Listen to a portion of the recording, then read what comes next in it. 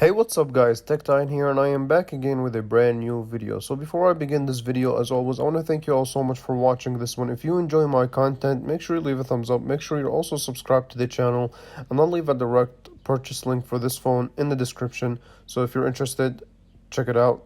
And yeah, with that being said, so let's go ahead and get started. And today we're going to be unboxing the Samsung Galaxy A02s, which is a horrible name to start off with, but hey, it is what it is. We're not here for the name, we're here for the phone itself. So let's go ahead and get started with the unboxing. So the box itself, I mean, it looks nice. It doesn't really tell you anything about the phone. On the top of the phone, you have these two little plastic tabs that will allow you to actually get into the phone. So let's go ahead and peel them off.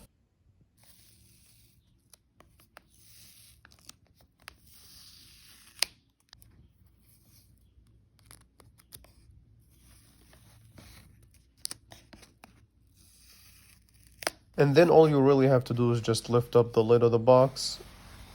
Okay. And you will be greeted with this paperwork plastic tab. So just take it out. And yeah, it just has your Samsung paperwork. Okay. And you also have a plastic tab at the bottom. The word plastic is something that I'm going to be using a lot in this video, so stay with me. So yeah, just lift it up. And that's the phone itself. What we're going to do, we're just going to put it to the side, and we also get our standard USB to USB-C cable, as well as your SIM card and your Samsung wall adapter. Now, the thing about this is that there's no indication that this phone supports any fast charging or anything crazy like that, so that's something to also keep in mind. Okay, so I'm going to turn this phone on, spend a couple of hours with it so I can give you guys my impressions. So now I've spent a couple of hours with the phone, and the first thing that I want to talk about right off the bat, and it just happened to me, is that if you just put the phone to sleep and power it on again, it will just change wallpapers, which is pretty cool, and Samsung has been doing that in the past, so this isn't anything new. I just really like it. Okay, now let's move on to the actual design of the phone. So the phone is made entirely out of plastic, and that's to keep the phone in that low price range. So this phone, you can actually get it unlocked for around $130. If you want to get it with a carrier, it will be pretty much cheaper than that. So that's a really entry-level device. Okay, so the back is made entirely out of plastic. It does have these diamond-shaped patterns to give you texture and grip. Still is a pretty slippery phone. So the back also houses your triple camera setup, which I will discuss a little bit more in depth.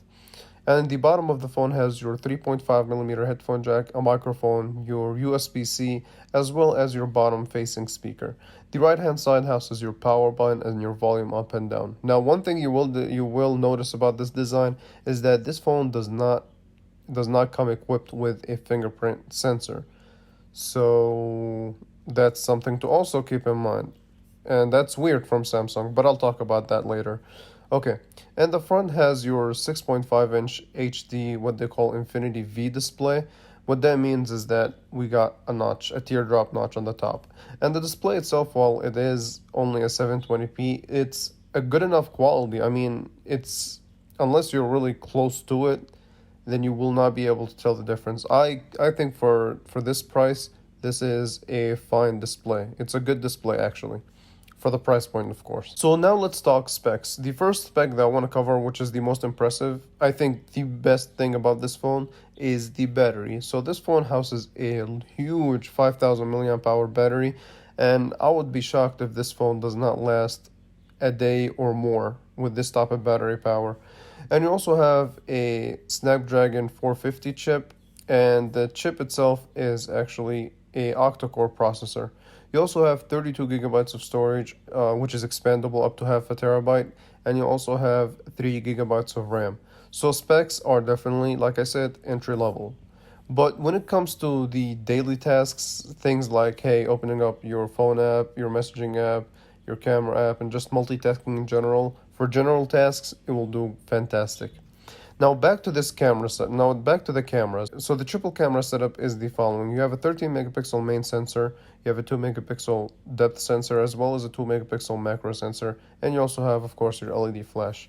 Now, of course, this is my first impressions, so I can't really judge this phone too harshly, but opening up the camera app, taking pictures is quick and snappy, and yeah, don't forget about your front-facing 5 megapixel sensor too.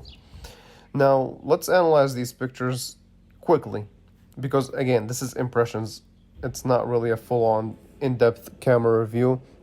So the pictures actually look really nice under a bright sunlight. You can get good usable shots. It does tend to overexpose, but that's nothing. Hey, it's off impressions. It's only an entry-level smartphone, so you have to keep that in mind. And yeah, I want to wrap it up real quick. So with that being said, I mean, I hope you guys enjoyed this video. First of all, this seems to be a promising entry-level smartphone. There are some features that are missing from it, which I will discuss in my full review, so make sure you're subscribed for that.